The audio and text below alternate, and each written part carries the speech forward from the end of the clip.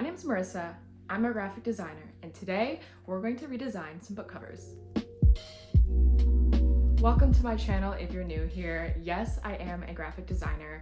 I don't actually design book covers. I work in branding currently, which is designing logos and brand identities, including typography and color palettes and things of that sort. But my dream job is actually to get into book cover design someday. And from what I hear about the industry, really the only way to break in is to show work on your portfolio that proves that you can do the work, but you can't get paid to do that if you don't have examples of that on your portfolio. So basically you kind of just have to do some stuff for fun to show off your skills. And to be completely honest, I am out of practice with that. I graduated almost a year ago and I've been working full time, so sometimes it's hard to motivate yourself to do what you do for work for fun in your free time, but I really do want to get better about that. So today I decided to redesign book covers if they were in a different genre. I'm sure I'm not the first creator to come up with this idea, but I was inspired by that YouTube channel that does movie trailers for a different genre. I love thinking about genres and what makes up genres, how we can classify certain tropes certain ways, and personally, I am a big fan of judging a book by its cover. I think we all do, but especially as a designer, I look at certain elements on a cover that clues me into what genre a book will be in. Typically when you see hand-drawn lettering that is in cursive, you know it's typically a romance book.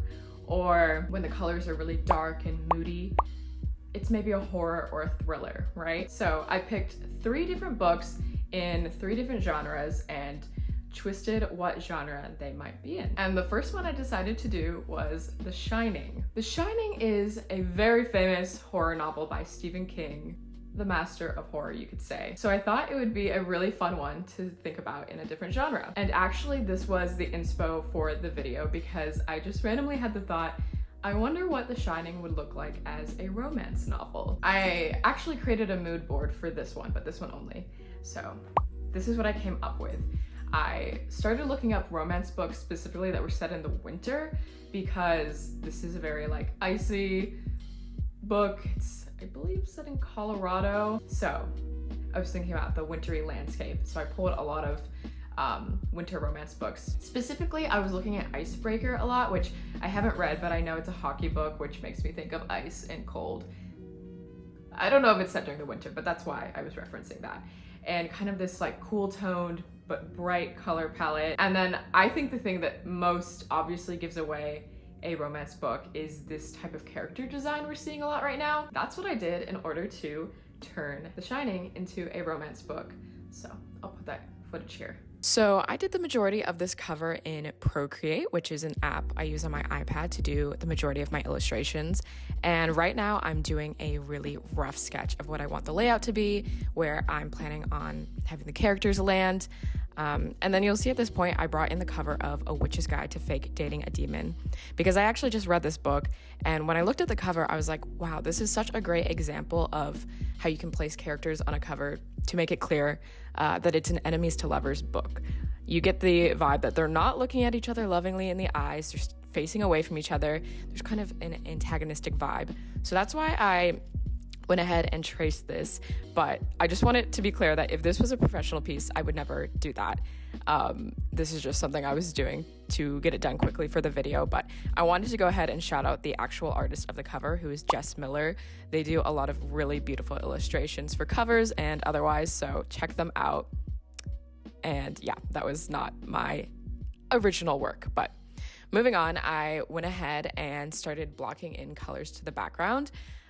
This is a really nice way to just easily get the environment going so you know kind of what the vibe is going to be and how the characters will look in the setting. So just moving around those mountains, and then I went ahead into dropping in some blocked out colors for the skin and everything else.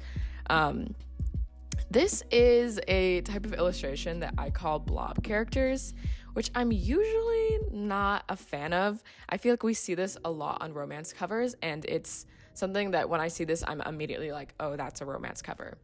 So that's why I did it, and I thought it would be a fun challenge because this is not usually how I illustrate.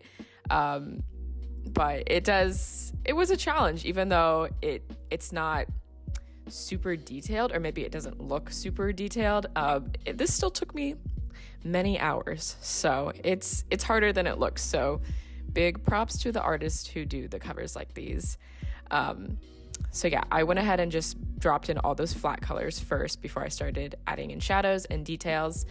And then I took these outfits from the characters in the movie. I actually haven't read this book, so that's kind of my bad, but I thought it would be a really fun challenge to make this look like a romance book. So yeah, now I'm going in and adding the shadows, and I struggled so much with that hand. I kind of just never went back and fixed it. It really looks like a foot, but my bad. So yeah, I'm adding in shadows to create kind of depth. Usually with these blob characters, they're quite flat. They don't add in a lot of details and shading, which I think I actually added too many. If I had to go back and do it again, I would simplify it a lot. So at this point, I'm adding in the details on her face, which was another thing that I struggled with a lot. I went back and referenced some romance book covers, such as the Emily Henry books. I looked at Icebreaker. I looked at that one a lot because I haven't read that one, but it gives me winter romance vibes just because hockey's cold. So that was something that inspired me for this cover. But yeah, the face was a trouble for me, and I went back and I made her look a little bit happier at the end because she looks a little bit too annoyed to be there. Even if it's an enemies to lovers book, I think she wouldn't be that annoyed.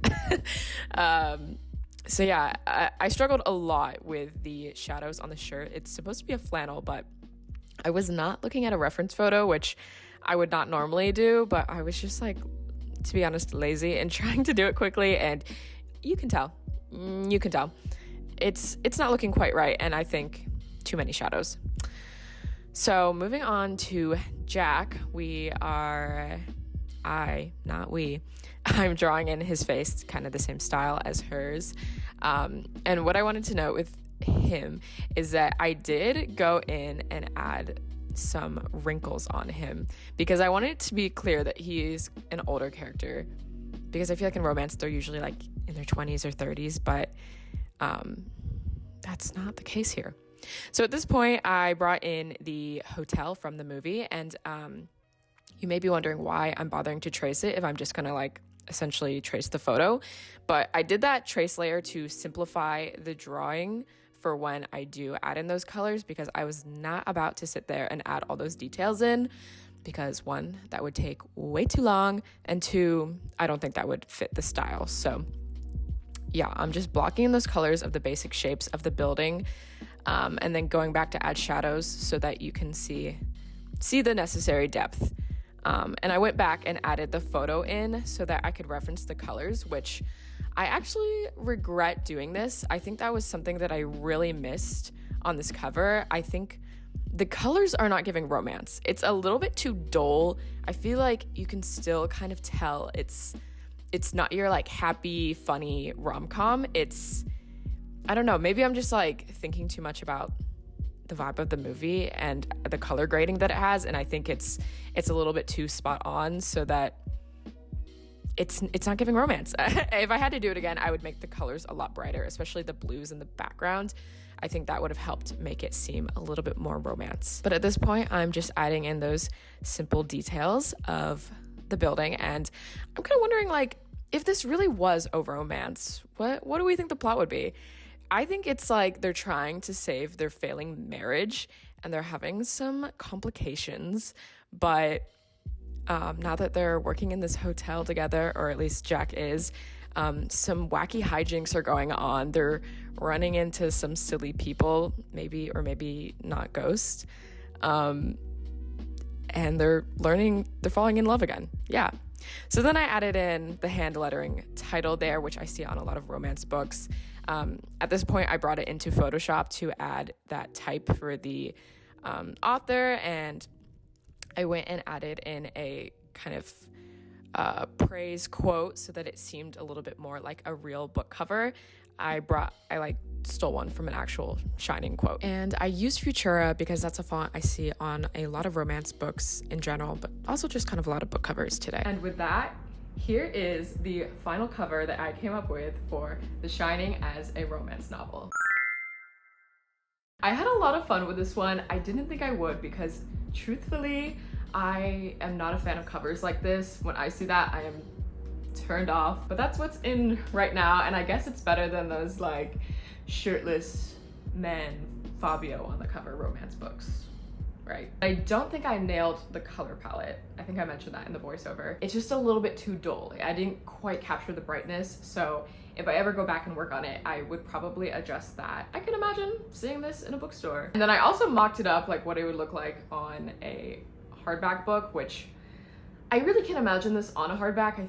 To me, this is like paperback, but paperback mock-ups are really hard to find, or at least I'm looking in the wrong place, so I just use this kind of like low quality hardback mock-up. And then moving on from there, the next book I decided to redesign was The Song of Achilles. So The Song of Achilles, I don't actually own a copy, but I have read this one. I listened to it as an audiobook, and I would say it's a historical romance drama. Like maybe not even romance necessarily, it's more so literary fiction, if that makes sense. The book cover is I'd say very classic literary fiction. I started thinking about it and I was like, what would The Song of Achilles look like as a horror novel? Okay, I also started this one out in Procreate, and to be honest, I didn't have any plan. I just knew I wanted to combine photo and illustration for this one so that I wasn't doing the same thing for all 3 covers. So for this one, I brought in a photo of some statue of Achilles that I found, and I was really just playing with the effects and the blend modes I found on Procreate. I ended up using a halftone, and I don't remember what the blend mode was, but if you caught it, you can see it on there. I used, I think, a few different ones on different layers, but yeah, so once I got that dark, red, moody vibe going, I started adding in some illustrations over top just to make it have more of that horror feel, make it a little bit scary, a little bit creepy. So I'm adding in like a blood tear there. And I'm not really sure what the thought process was. I mean, he's sad. And I think at this point, I went into the vibe of like, what if this was kind of like a stalker obsession type of horror book? Like maybe he's so obsessed with Patroclus that it drives him insane or crazy or something. But at this point, I thought it would be fun to add in some quotes to the background because I feel like it's really easy to switch the tone of romance to be something like obsession, and kind of make it scary. So I took some really like love-sick quotes from the book and started writing them in the background, but the blend mode I'm using is really distorting the type because my intention was not to have it as something that you would sit there and read all the quotes on it. It's more creating texture and an ominous vibe because you kind of get it peeking through, but maybe you don't notice it at first. And when you take the time to really like look at it, you see these quotes. And I think at this point, I really latched on to "I will never leave him" because it kind of just encapsulated exactly what I was going for. So I wrote that all over the place, or all over the cover. And then I went ahead and added a layer of noise just to kind of make that red on the eye not stick out so much. Kind of, that's the point of a blend mode, to blend it in a little bit. So for the type on this one, I went all out for the hand lettering. Some point in time, I mastered this really creepy hand lettering that looks like it's like from like a stalker note. And I thought it fit the horror genre really well. And I think I really did accomplish the goal of making this horror. Like when you look at this, you know it's horror. It's got that scary type. It's got the blood, the dark colors. So I brought it into Photoshop now, and I'm adding in the #1 New York Times bestseller, which I went back and added for the other covers as well, because I think that is another thing that really helps it seem like a professional printed book. when you add in that and the quotes. And I'm filming this right now on Photoshop, but I actually didn't end up using this. I just couldn't find type that really matched the horror vibe. And had I really took the time to dig, I probably could have figured it out. You'll see in a little bit. I ended up pulling up the cover of The Troop because I thought that's a good example of a horror book cover that I know has some hand-done lettering, but also some type. Yeah, so that's what I'm doing here, looking at what are they using. And I saw they're using a serif font, but I just couldn't find the right one. So I ended up going back into Procreate and hand drawing the other New York Times bestseller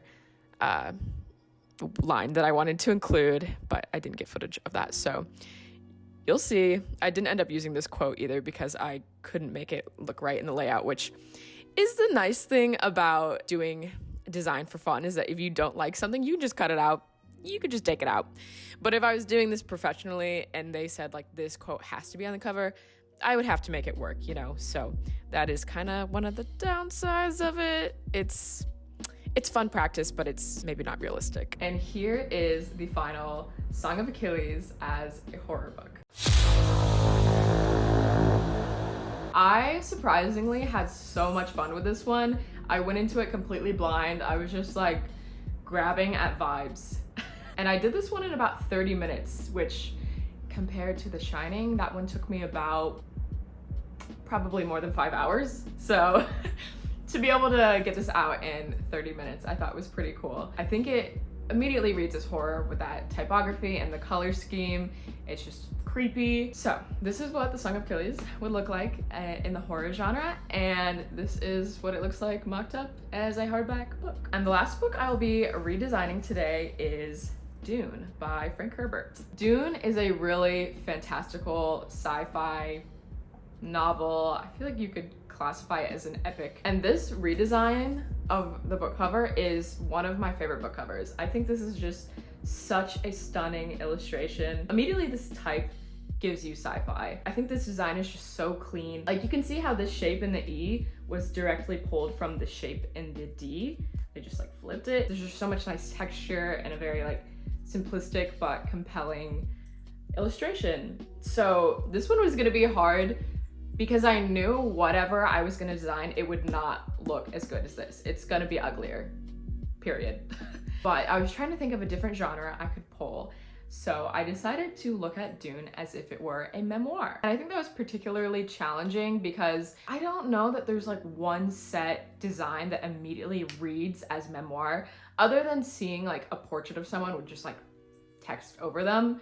That's kind of the biography type memoir that you see a lot of celebrities do. When I went into this, I was thinking of memoirs more like Wild. It's just very simplistic. I thought Wild would be a good one to reference because I imagined if Dune were a memoir, it would be about someone going on a very epic journey, possibly walking through the sand dunes. Because this is such a complex story that I really can't even imagine what it would be as a memoir. Now, unfortunately, I am incredibly goofy and I did not screen record me designing this one. And I decided I'm just gonna talk you through the final design because this one is the fastest one I did. It's very simple. This is the final design I came up with. I think it looks very contemporary and clean. So my entire process was going into it knowing I was going to have it be photography based rather than any illustration like the past two. So literally I Googled sand dunes and I took one of the first images that came up and started playing around with how the type would interact with that image. The typeface is Bodoni, which is a pretty classic editorial font, meaning it's used in a lot of fashion magazines, stuff like that. But I thought it was pretty similar, if not the exact same font that's on Wild. I started to see how it would interact with the sand dunes. I liked the sand kind of encroaching over the type. I thought it just made it a little bit more dynamic. And then as you can see, when I was trying to find a quote to pull for this cover, I couldn't find any on an existing Dune cover that wasn't about it being sci-fi or extremely fantastical. So I just made up a quote and I did this really late at night, so my brain was just completely off and I decided to make it a Trisha Paytas quote. I don't know. I think I thought it would be funny at the time, but now it's just like, why did I do that?